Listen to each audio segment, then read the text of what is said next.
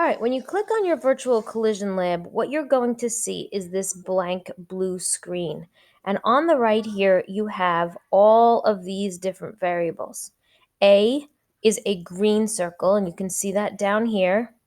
B is a blue circle, and P is a red circle, P representing the products. When you set it up, the defaults are going to be correct for your experiment number 1. I want you to have A set at 20, B set at 20, P product set at 20. I want you to have your temperature at 20 and your volume at 400. And then you're going to come over here and you're going to hit setup, so it will highlight in red. You're going to click that. And when you do, all these green dots, which are reactant A and reactant B, there should be 20 of them. You can count them: 1, 2, 3, 4, 5, 6, 7, 8, 9, 10. 11, 12, 13, 14, 15, 16, 17, 18, 19, 20. So you should have 20 green ones and 20 blue ones. And you can see on your lab, I recorded in that column 20 A's and 20 B's and 0 P's. There's no red dots here on this screen. When you hit start, the timer is going to start increasing. I want you to hit start and watch that timer until it gets to 10 seconds. So down here, it's counting for you till 10 seconds.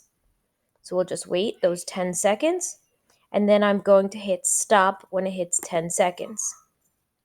Now you're going to record how many green dots you have left on your screen and how many blue dots you have left on your screen, and then how many red dots were formed in that reaction. So basically what happened was the green and the blue reacted to form the red. So the green is disappearing, the blue is disappearing, and the red is appearing.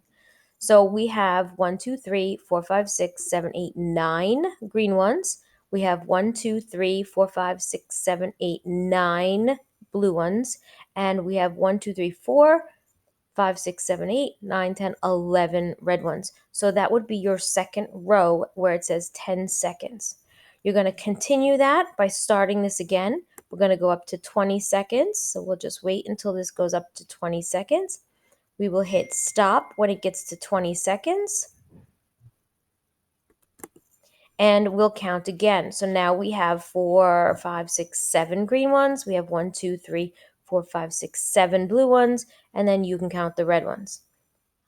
You're going to record those all. And then we're going to graph this reaction.